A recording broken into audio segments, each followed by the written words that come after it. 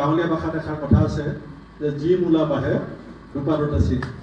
ধেমাজিত কংগ্ৰেছৰ যিটো চেহেৰা, কাৰণ এইটো চবেই জানে, ইয়াত 65গৰাকী মণ্ডল সভাপতি আৰু আমাৰ 7গৰাকী ব্লক সভাপতিক লৈ আমাৰ জিলা কংগ্ৰেছে এখন সভা পাতিছে। আৰু এই সভাখনত আপোনালোকে যিধৰণে বহুমত কাটি কৰি আহি উপস্থিত হৈছে, গতিকে দলটোৰ এটা উজ্জীৱিত ৰূপ ময়ো দেখিছোঁ, আপোনালোকেও অনুভৱ কৰিছে, আৰু তাৰ যিটো বাস্তৱিক পৰিণতি সেইটো আমি বিহুৰ আশে পাশে পঞ্চায়ত ৰিজাল্টৰ দিনাখনো দেখিবলৈ পাম বুলি আশা ৰাখিছোঁ।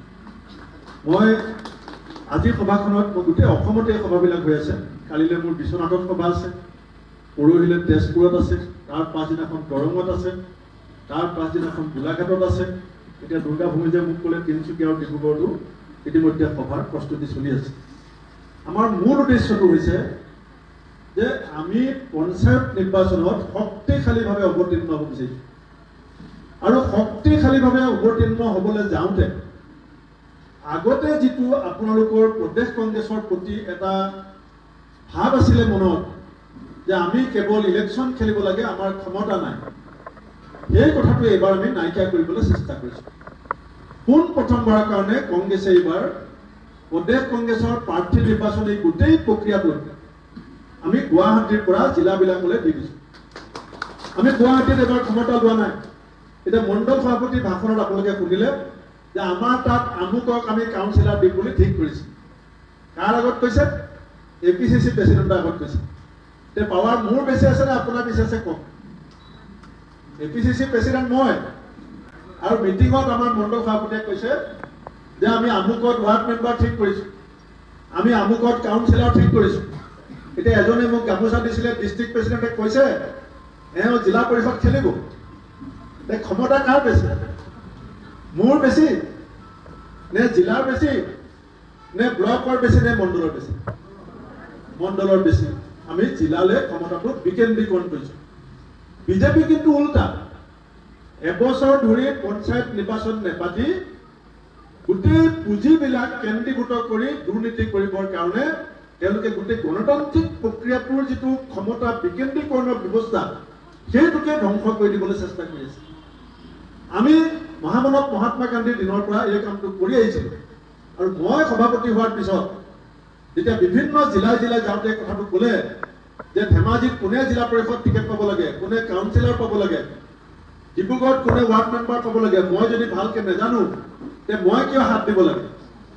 আৰু আমি সেই আপোনালোকৰ পৰামৰ্শ শুনি এইবাৰ আমি এটা এক্সপেৰিমেণ্ট কৰিছোঁ, পৰীক্ষা কৰিছোঁ যে পঞ্চায়তৰ নিৰ্বাচন খেলা, ভোট দিয়া, পোষ্টাৰ মৰা, বেনাৰ লগোৱা, ভাষণ দিয়া আৰু প্ৰাৰ্থী বাছনি কৰা গোটেই ক্ষমতাখিনি গুৱাহাটীৰ পৰা আনি আমি আপোনালোকক দি দিছোঁ। এতিয়া আমাক দুখ দিব নোৱাৰে। আগতে আমাৰ গাত দুখ কৰে, প্ৰাৰ্থী বাছনি ভুল নকৰিলে, আমাৰ কথা নুশুনিলে, আমি আমুকক কৈছিলোঁ, APCCয়ে তামুকক দিলে, এতিয়া আমি ইয়াত নুশুনো। কিন্তু আপোনালোকৰ পৰা আমি সমানে আশা কৰিম যে ক্ষমতা যেনেকৈ আমি বিজেপিক কৈ থাকোঁ যে অপব্যৱহাৰ কৰিব নালাগে। ক্ষমতা বহুত মানুহে পায়, কিন্তু ক্ষমতাত বহুত দিন টিকি নাথাকে।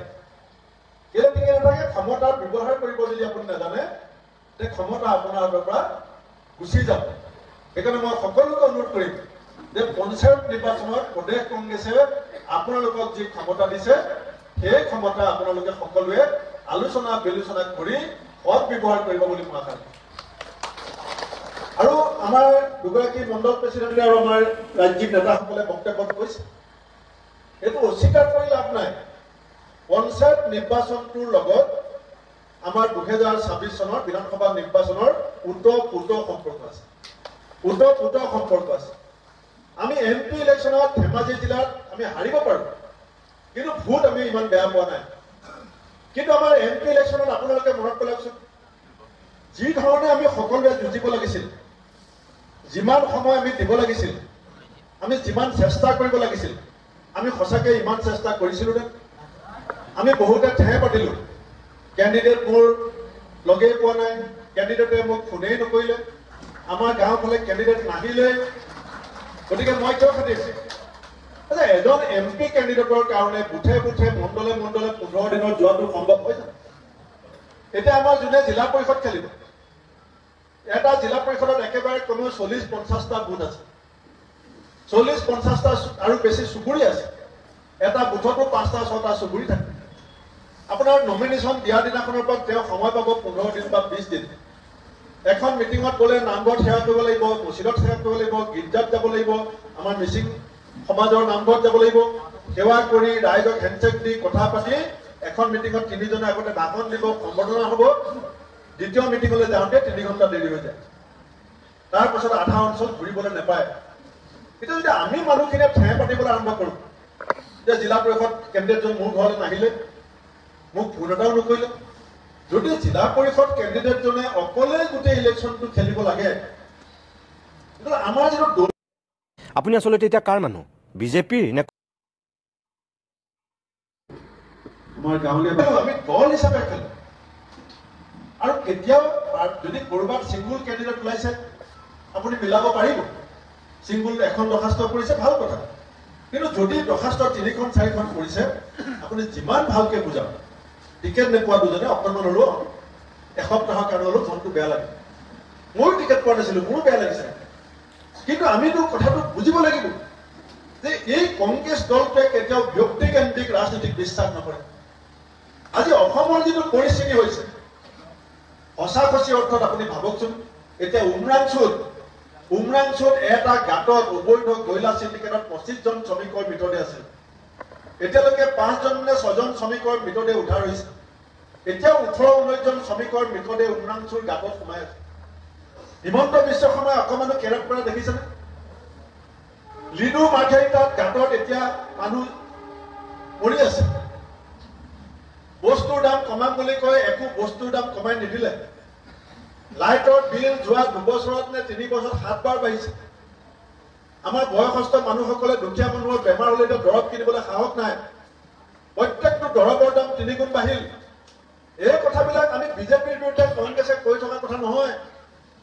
এই কথাবিলাক বিজেপিৰ বিৰুদ্ধে আমি কংগ্ৰেছে এইকাৰণে কওঁ যে গাঁৱলৈ গ'লে ৰাইজে, সাধাৰণ মানুহ, শ্ৰমিক, কৃষকে এই অভিযোগবিলাক আমাক দিয়ে যে ছাৰ আমাৰ অৱস্থা পানীত নচৰা অৱস্থা, পানীত হাঁহ চৰিব নোৱাৰা অৱস্থা হৈছে, আমি ঘৰখন চলাব নোৱাৰা হৈছো, আপোনালোকে আমাৰ কাৰণে মাত নেমাতে কিয়? সেইকাৰণে আমি কথাবিলাক কৈ থাকোঁ। কিন্তু চৰকাৰে ভূক্ষেপ কৰিছেনে? চাহ শ্ৰমিকে বিচাৰিছে ST ষ্টেটাছ। চাহ শ্ৰমিকে আন্দোলন কৰি আছে আমাক জনজাতিকৰণ লাগে। চাহ শ্ৰমিকে আন্দোলন কৰি আছে আমাক শ্ৰমিকৰ মজুৰি বৃদ্ধি কৰি দিব লাগে। আৰু মুখ্যমন্ত্ৰীয়ে তেওঁলোকৰ মন মোহিবৰ কাৰণে ঝুমুৰ নৃত্য পাতিছে। ঝুমুৰ নৃত্য আমি ভাল পাওঁ, আমি ঝুমুৰ চাইও ভাল পাওঁ, আমি ঝুমুৰ নাচিও ভাল পাওঁ, আৰু ঝুমুৰৰ মাদলৰ মাতো ভাল পাওঁ। কিন্তু ৰাইজেতো ঝুমুৰ নাচি আছে, নাচি থাকিব। বিহু আহিছে, আমি বিহু আগতেও পাতিছিলো, এতিয়াও পাতিম, আগতেও পাতিম। কিন্তু আমাৰ যিটো মৌলিক সমস্যা, আমাৰ এইফালে চুতীয়া, আহোম, মটক, মৰাণ, কোচ, চাহ জনজাতি সকলোৱে কি বিচাৰে? জনজাতিকৰণ। আৰু মুখ্যমন্ত্ৰীয়ে কি কয়? আপোনালোকক 1250 টকা অৰুণোদয় দিছো নহয়। আপুনি কথাটো চাব। এই কথাবিলাকৰ বিৰুদ্ধে কংগ্ৰেছে কেনেকে যুঁজিব? আমাৰ দায়িত্ব কি? আমি যে বিৰোধী, আমি যে প্ৰত্যেকেই এটা ৰাজনৈতিক দলৰ সদস্য, আমাৰ মূল দায়িত্বটো কি? মই ভূপেন বৰা APCC প্ৰেচিডেণ্ট। মোৰ 1 নম্বৰ দায়িত্বটো কি? মোৰ ঘৰখন চলে নেকি? মোৰ 1 নম্বৰ দায়িত্বটো মোৰ ভাইকেইটা, মোৰ ল'ৰা ছোৱালীকেইটাক চোৱা চিতা নেকি? মোক APCC প্ৰেচিডেণ্ট মোৰ ব্যক্তিগত স্বাৰ্থ সিদ্ধি কৰিবৰ কাৰণে দিয়া নাই। মোক APCC প্ৰেচিডেণ্ট দিছে মোৰ দলটোক শক্তিশালী ৰূপে আমি ৰাইজৰ স্বাৰ্থত উচ্চকিত মনোভাৱেৰে সেৱা কৰাৰ এটা বান্ধোন আমি আগুৱাই নিবৰ কাৰণে মোক দায়িত্ব দিছে। তেনেকে ভাস্কৰ বৰুৱাৰ দায়িত্ব আমি জিলা সভাপতি ভাস্কৰ বৰুৱাক ঘৰখন চাই দিয়া নাই।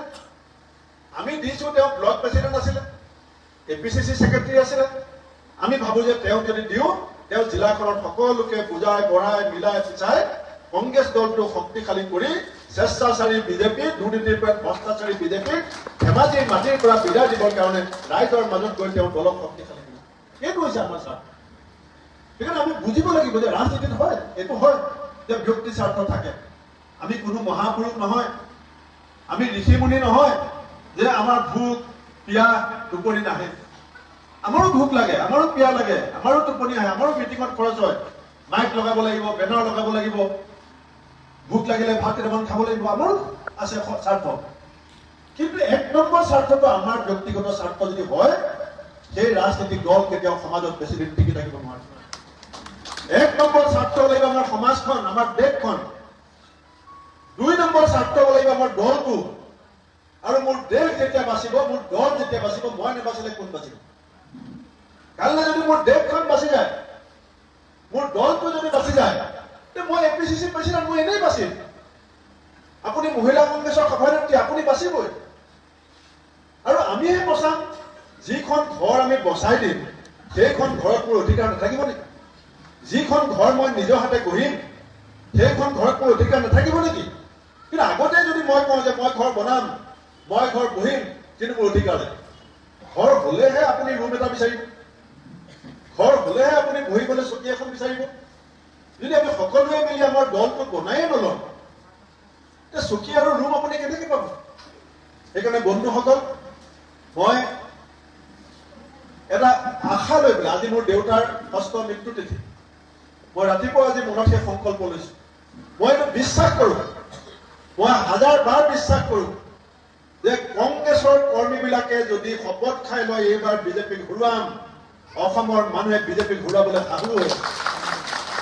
এতিয়া কোনোবাই কৈছে যে আমাৰ ইয়াত ৰাতি বিজেপিক, দিনত কংগ্ৰেছ, আমুক তামুক আছে। মই এইটো বিশ্বাস কৰো। ঘৰত শুই বহি থকা মানুহজনেও গম পাইছে যে 2026ত কংগ্ৰেছ ক্ষমতালৈ আহি আছে। আৰু এতিয়া কোনেও বিজেপি কৰিবলৈ নাযায়। কাৰোবাৰ বিল পাবলৈ বাকী আছে, কাৰোবাৰ ট্ৰেন্সফাৰ হৈ আছে, কাৰোবাৰ নামটো অৰুণোদয় লিষ্টত সোমাই আছে, সি অকণ তালটোল মাৰি থকাটো বেলেগ কথা, তেনেকুৱা আপুনি থাকিব। কিন্তু পঞ্চায়তত আজি মই আপোনালোকক লিখি থৈ যাম, যাক টিকেট দিব লাগে আপোনালোকে দিয়ক, যাক জিকাব লাগে আপোনালোকে জিকাওক। 2026 চনৰ 10 মেলৈকে গোটেই অসমত এজন পঞ্চায়ত প্ৰতিনিধিয়ে কংগ্ৰেছ দল ত্যাগ নকৰে। কাৰণ সবেই জানে হিমন্ত বিশ্ব শৰ্মাৰ চেহেৰা লাহে লাহে অসমৰ মানুহে লেতেৰা বুলি গম পাবলৈ আৰম্ভ কৰিছে।